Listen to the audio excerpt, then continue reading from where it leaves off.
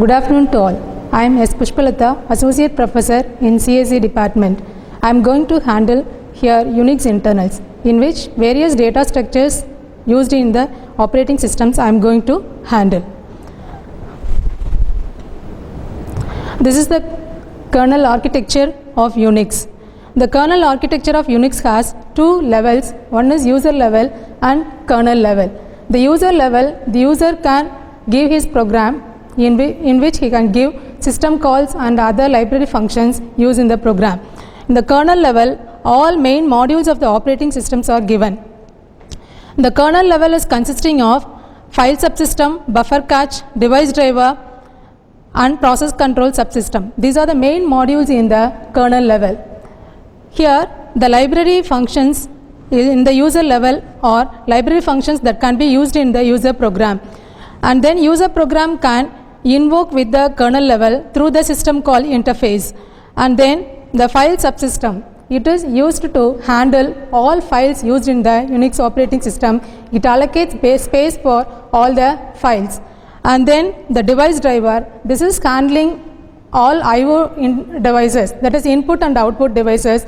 They are all hardware devices. And then the input output devices are of two types: character devices and block devices. Character devices example is keyboard. Block devices, the example is tape, disk, pen drive and CD-ROM. Okay. And in between the file system and the device drivers, there is a buffer cache module available. The buffer cache module is reading the content of the block driver and interfacing with the file subsystem. And then the process control subsystem is dealing with all processes, and it is having other submodules: interprocess communication, scheduler, memory management. Interprocess communication is interacting the processes with each other through system call. Scheduler, this is doing CPU scheduling for all processes. Memory management, so this is handling all virtual address space of the program. So as the physical memory size is limited, there is a swapping between secondary memory to the main memory. This is handled by the memory management module. So these are the main modules in which I am going to handle various data structures used in the file system, buffer cache and process control subsystem. Buffer cache is a collection of buffers. It contains two parts: memory array and buffer header. Memory array is related with data area, and buffer header is having metadata about the content stored in the buffer. The size of the disk block is equal to the size of the buffer, so that it is 1:1. Buffer header contains the metadata. The details of the buffer header are device number, block number, status, pointer to the address data area.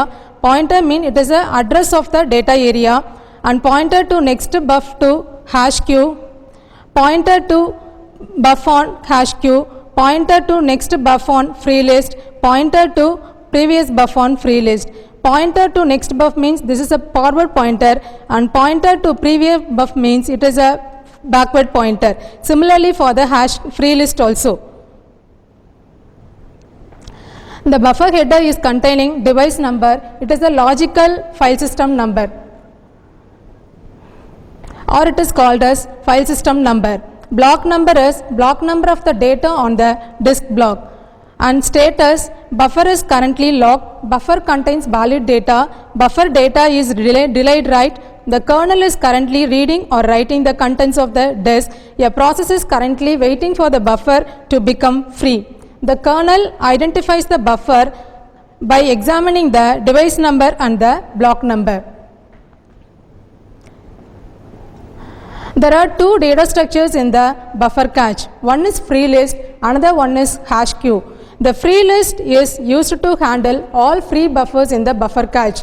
The free list is using a basic data structure, circular doubly linked list. Buffer allocation is done in the buffer cache using a least recently used method. And any buffer becomes free, it will be added at the end of the free list. If the buffer has to be removed from the buffer free list, it will be removed from the head of the free list. since it is a queue data structure. So here the free list header is there, the header is pointing to the buffer 1, buffer 1 is pointing to buffer 2, buffer 2 is pointing to buffer n. Similarly, the backward pointer are used to refer the previous buffers. Buffer n is pointing to the buffer n minus 1, then similarly buffer 2 is pointing to buffer 1, buffer 1 is similarly pointing to the free list head. So this is a circular doubly linked list. Okay, and then the next data structure used in the buffer cache is hash queue. The hash queue is using a data structure hashing and queue. Queue is again the circular doubly linked list. Hashing is using a hash function of the device and block number to put the proper buffer in the proper hash queue. So this is the hash queue headers, and then each the hash queue is filled with using a mod 4. There are 4 blocks here, so the mod value is taken for 4, and the buffers can be arranged in each hash queue based on the mod value, and all the buffers will be connected with a circular doubly linked list. And then using these two data structures, there are some scenarios that to allocate buffers in the buffer cache. So there are totally 5 buffers. For allocating the buffers in the buffer cache, the Unix operating system is having an algorithm getBLK. getBLK algorithm.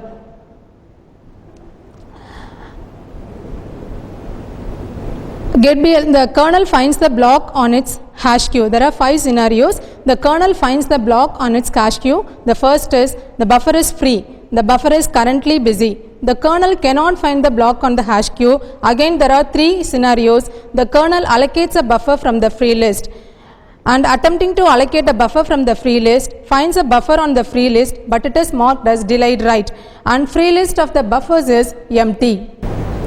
Okay, let us see an example for allocating a buffers in the buffer cache.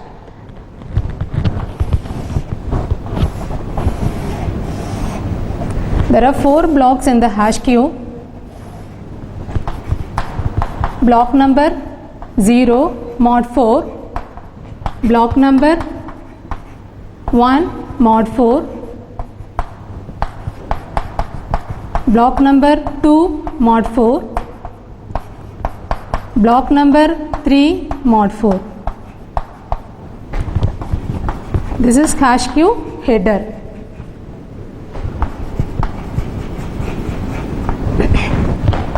There is another data structure here, free list. This is free list header.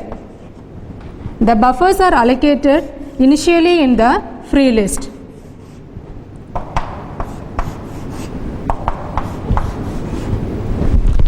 The free list is pointing to first buffer and then pointing to another buffer like this, and again it is having a pointer to this, and backward pointers will be like this.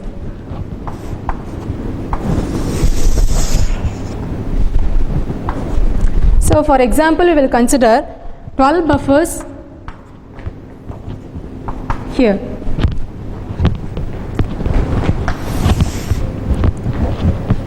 The scenarios for the buffer allocation: the buffer is on hash queue,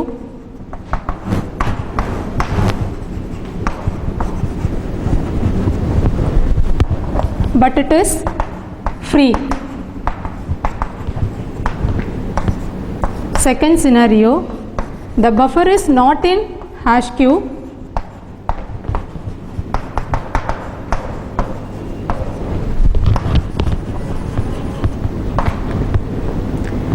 allocate a buffer from free list.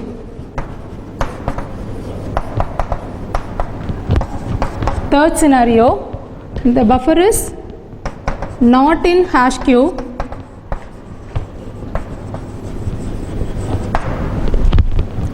and buffer in the free list is marked as delayed write.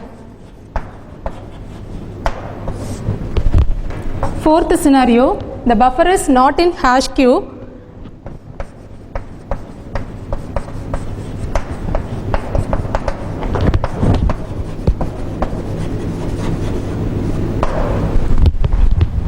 But the free list is empty.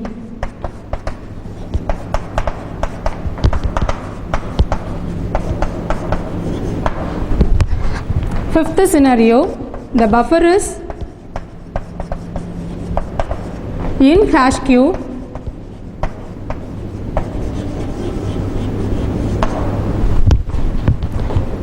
but marked as busy.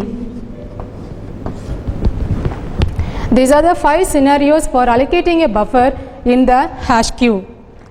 Now we have demand for the buffers, block numbers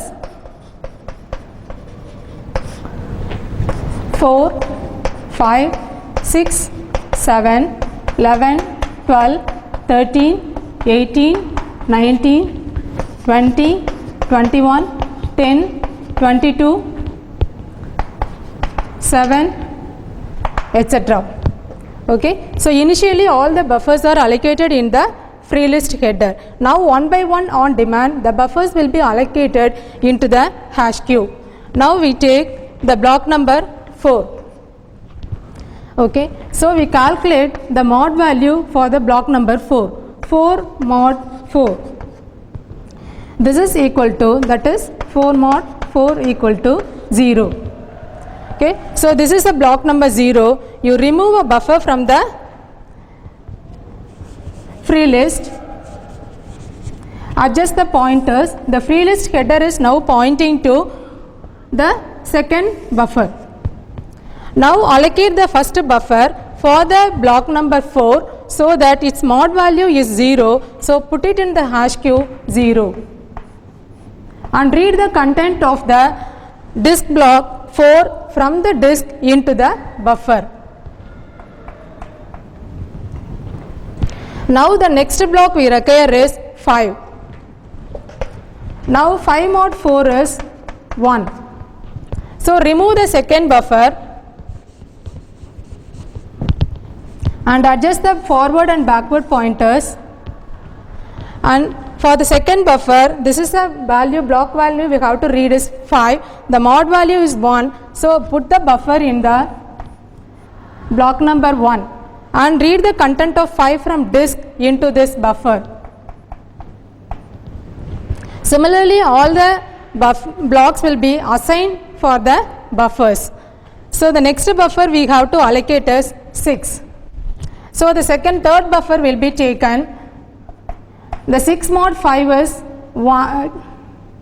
2. So it will be put in the block number 2 queue.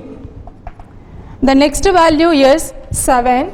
7 mod 4 is 3. So put it in the block number 3. Okay. So for allocating the buffers, one by one buffers will be removed from the free list. For allocating 11 mod 4 is equal to 3. So you connect the 11th block in the third hash queue. Next 12. 12 mod 4 is 0. 3 into 4, 0. So it is 0. So you put it in the block number 2. And then 13 mod 4 is 1 and allocate in the block number 1 hash queue. Then 18. Okay. So remove buffer and then allocate 18. 18 mod 4 is 2. So allocate here in the block number 2. Then 19 mod 4 is equal to 3. So allocate in the block number 3. And then 20 mod 4 is equal to 0. So remove a buffer and allocate in block 0. 21 mod 4 is equal to 1. So put it in the block number 1, 21. So now 11 buffers are allocated from free list, and then 10. 10 mod 4 is 2.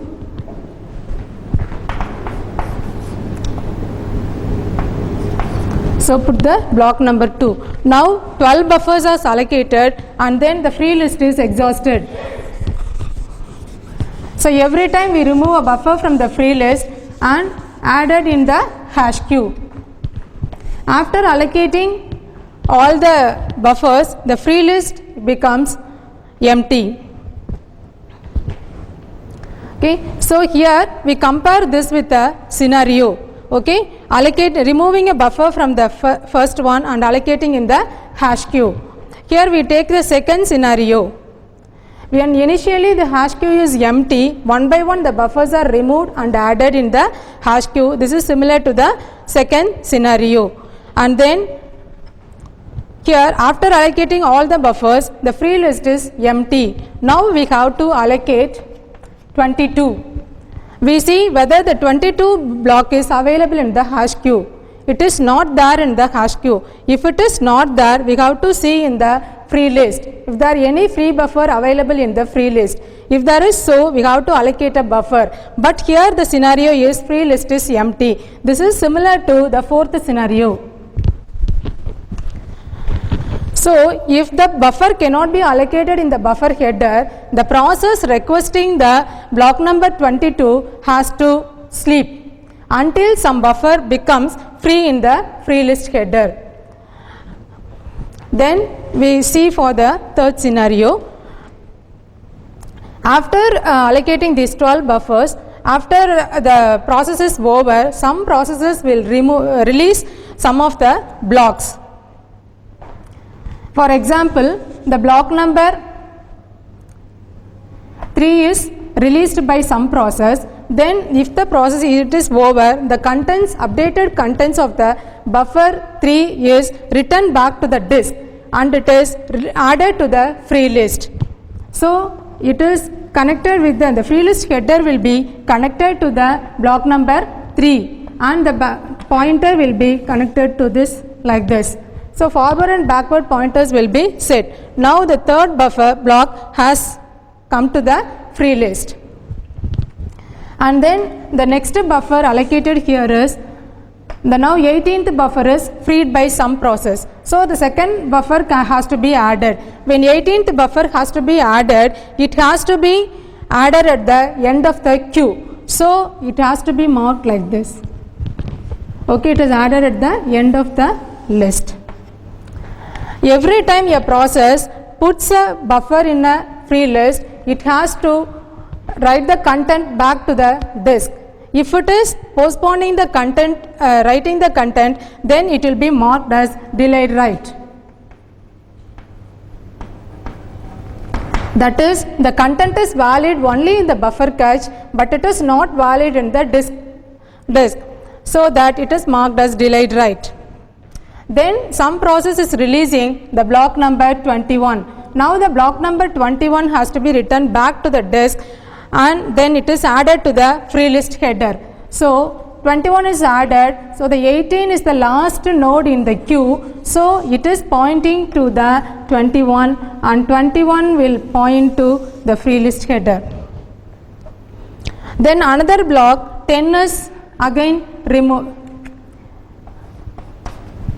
freed, so that the 21 will be pointing to 10 and then 10 is pointing to free list header. Now 4 blocks have become free and it is added in the free list 3, 18, 21 and 10. Next we see the scenario 1. The buffer is on the hash queue but it is free. So the demand for the block number 3.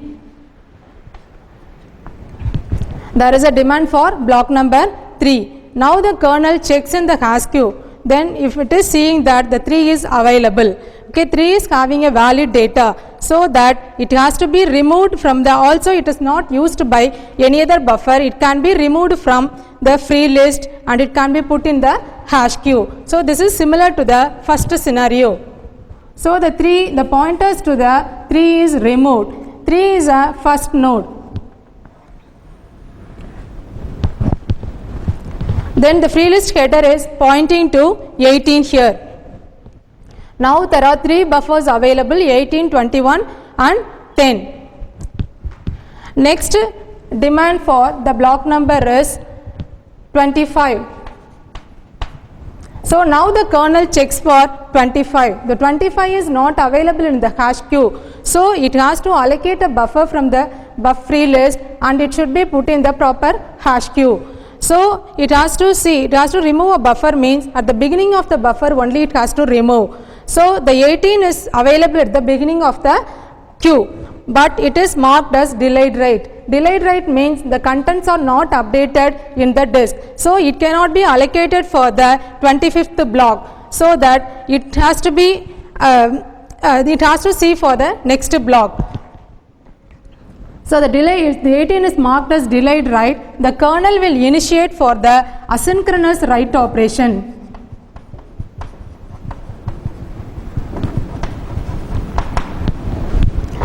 So the 18 buffer will be removed from the free list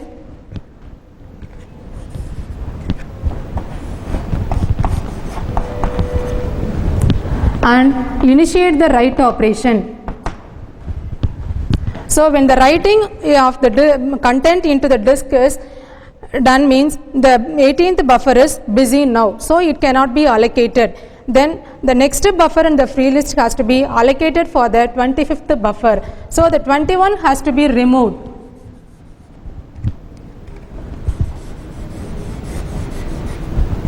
(21) is pointing to 10, so the free list header is pointing to 10 now.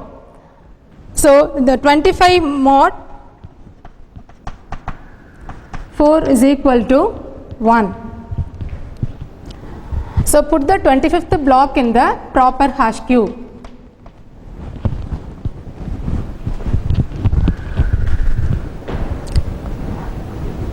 Okay, like this, one node is removed from the buffer and it is added in the proper hash queue. This is similar to the third scenario.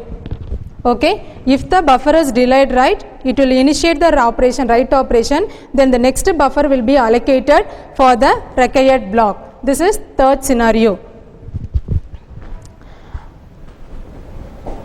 Then the block number 5 is required. Block number 5 is required. Now the kernel will check the block number 5 in the hash queue. It is available in the hash queue, but it is not in the free list. If it is not in the free list, it is busy, so that it cannot be allocated for any other process. So that the process which is requesting 5 now has to sleep. The buffers which are available in the hash queue but not on free list are busy buffers only. So this is similar to the scenario 5. So we have seen an example for all the scenarios, starting from the hash queue is buffer is available in hash queue but it is not free, and also it is busy, and then buffer is not available in hash queue, allocate a buffer from free list. It is not on hash queue, buffer is delayed write. The buffer is not on hash queue but the free list is empty. For all scenarios we have seen an example. Okay, this is a getBLK algorithm in Unix operating system. This is available as getblk.c in Unix OS. This is explaining all 5 scenarios. So far we have seen with an example. Here the input is logical device number and block number. The output is locked buffer. While buffer not found, if the buffer is in hash queue, there are 2 conditions. One is buffer is free and another one is buffer is busy. So first one is, if buffer busy, it has to go to sleep and continue. This is similar to scenario 5. If the buffer is not in hash queue, okay, mark buffer busy and remove a buffer from free list, return buffer. This is similar to scenario 1. Else, if there is no buffer on the free list, the process has to go to sleep and continue until a buffer becomes free. This is scenario 4. Remove buffer from free list if buffer marked as delayed write and it initiates a asynchronous write for the buffer to disk and continue. This is scenario 3. And remove a buffer from hash queue, put it in proper hash queue and return buffer, scenario 1. So all 5 scenarios are given as algorithm getBLK. Okay, this is for allocating a buffer. And then when a buffer is released by any process, it has to be added in the free list. So while adding the buffer in the free list, the algorithm is brelease, B-R-E-L-S-E, the brelease algorithm. The input is lock buffer, output is none. So when a process is going to add a buffer in the free list, it has to wake up all sleeping process for this buffer to become free, or any buffer to become free will be woke up. And wake up all process even waiting for any buffer to become free, and wake up all processes even waiting for this buffer to become free, and raise processor execution level to block interrupts. Here we are going to add a buffer to the free list. Free list is using a circular doubly linked list. It is handling 2 pointers, forward pointer and backward pointer. While handling pointers, the interrupt should not be handled by the kernel, so that it has to raise the processor execution level to block other interrupts. If buffer contains valid and buffer not volt, NQ buffer at the end of the free list, else NQ buffer at the beginning of the free list. This is similar to the delayed write scenario. And then after adding the buffer to the free list, it lower processor execution level to allow interrupts and then unlock the buffer. Now the buffer is added in the free list. And then we will see about the file subsystem. The file subsystem is used to manage files, allocate file space, administering free space, controlling access to files, retrieving data. The data structures used in the file subsystem are user file descriptor table, file table, inode table. The user file descriptor table is a per process table. File table and inode table are global tables. The user file descriptor table is created for every process. The example system calls for handling the file system data structures are fd1 is equal to open /user/f1.c read-only mode. fd2 is equal to open /user/f2.c read-write mode. For handling these two system calls, how the data structures are used, we will see. The first file is f1.c, it returns the fd1 descriptor. The second file is f2.c, it returns the file descriptor fd2. The first file is open in read-only mode, the second file is opened in read-write mode. The user file descriptor table is a per process table. In the same process, we have given two system calls open, so that only one user file descriptor table is available here. The index of the user file descriptor table starts from 0, and file table is for having entries and inode table is having entries. When open system call is given, the kernel will search for f1.c in the directory, it gets the inode. If the f1.c is available, it allocate an entry in the inode table. So the user /f1.c is added, and then the reference count will be added, that is one process is using this file, so that the count will be 1. Then one more entry is created in the file table for the same file. And in the file table, we give the count value and what are the access permissions. So the access permission for the file 1 is read. So that is marked here. And then one more entry is created in the user file descriptor table. in the kernel finds the first empty entry in the file descriptor table. So the first empty entry is 0 here. So it will take that entry and mark a pointer to the file table entry. File table entry will be pointing to the inode table. So these are the entries will be made for the open system call f1.c. And then the index 0 value will be returned to the user program as fd1 as file descriptor. For the second system call, then f2.c is the second system call. So if the second file f2.c is available, it has to allocate an entry in the inode table.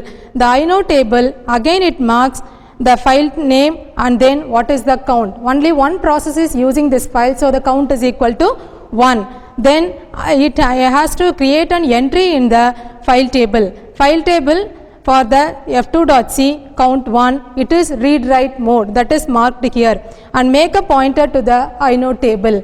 Then again it will find a entry in the next empty entry in the user file descriptor table, that is pointing to the file table. File table again points to the inode table. So this link will be used for identifying f2.c. Now for the f2.c, the file descriptor is 1. The index value of the entry will be returned to fd2. So these are the data structures are used in the file subsystem to handle the files, how to read, write and how to close, everything will be done. When closing, all the entries will be freed from the file table, inode table and user file descriptor table. Next we see about the process subsystem. Process is an instance of a program during execution. The process consists of text, data and stack. While execution, the process will be taking 3 portions: text, data and stack. Text is nothing but the instructions available in the user program. Data is nothing but global and local variables defined in the program. Stack is during the execution, some temporary values will be stored for the context switch. So for these 3 information, a memory has to be allocated for the process. Then many processes can run simultaneously and several processes may be instance of one program also. For handling the processes and many processes simultaneously, it uses various data structures: process table, per process region table, U-area and region table. Process table and region table are global tables. It is common for all the processes available in the Unix OS. Per process region table and U-area are defined only for the particular process. For every process, these 2 tables where data structures will be created. Process table keeps track of an entry for a process. Every process is taken for execution. One entry is created in the process table. Then then U-area. The U-area is an extension of the process table. And then the process table is pointing to the per process region table. This is having 3 portions, one for text, one for data and one for stack. This has the starting virtual address of text, data and stack. Again these 3 things will be pointing to the region table. The region table is pointing to the actual addresses of the text, data and stack. And user file descriptor table is having information regarding the process. The process table entry contains state field and user ID. U-area is the extension of the process table entry. Fields of the U-area contain pointer to process table entry, file descriptors are all open files, current directory and current root, IO parameters, process and files is limit. Kernel can directly access fields of the U-area of the executing process but not of the U-area of the other processes. When a process is completed, the U-area will not be active. And per process region table entries describes whether it contains text, data or stack. and it is shared or private. Some common data can be shared by more than one process. Private data cannot be shared. That information will be available in the per process region table. The extra level from the per process region table to kernel region table allows independent processes to share the regions. And then if two processes are sharing the regions, we will see with an example of fork system call. The nature of the fork system call function is to create a child process. In the parent process, when you give a fork system call, it will create a child process. The child process will use the address space of the parent process, so that it is using some common data, and then the some data will be local to parent and local to child. For this we will see one example. The data structures for the system call. Process table is here. One entry is created for the parent. When parent is creating a child process, the another entry is created, that is child. Parent is pointing to region table. This rectangle is for only the parent process. Here we have a region table and U area, and another rectangle, this is for the child process. Here we have a U area and region per process region table. So each process is having its own region table and its own U area. Then the common region table is available here. This common region table again pointing to the memory space for the stack data and text. So the parent and child process are sharing the same instructions. The text portion can be shared by the child process. So the region table of the child process is pointing to the text portion, and then region table of the parent is pointing to the text portion here. This area is shared, but other areas stack data of the parent process is separate, and stack and data of the child process is private. So only the text portion which is shared by the same program, so that the parent and child process can share the same area, so that the memory will be consumed, but the local variables of data and stack cannot be shared. So these are the data structures help in the process subsystem to handle various processes. So everything is available as the source code, .c source code in the Unix operating system, and the Unix operating system is a open source. So by studying the source code of the C program, we can get into familiar for writing a code for any operating system. Okay, so far we have discussed about the data structures used for file subsystem, process subsystem and buffer cache of the Unix operating system. The buffer cache is consisting of two main data structures, hash queue and free list. This is for allocating buffer from the buffer cache for the disk block required. And then file subsystem is consisting of three data structures, file table, inode table and user file descriptor table.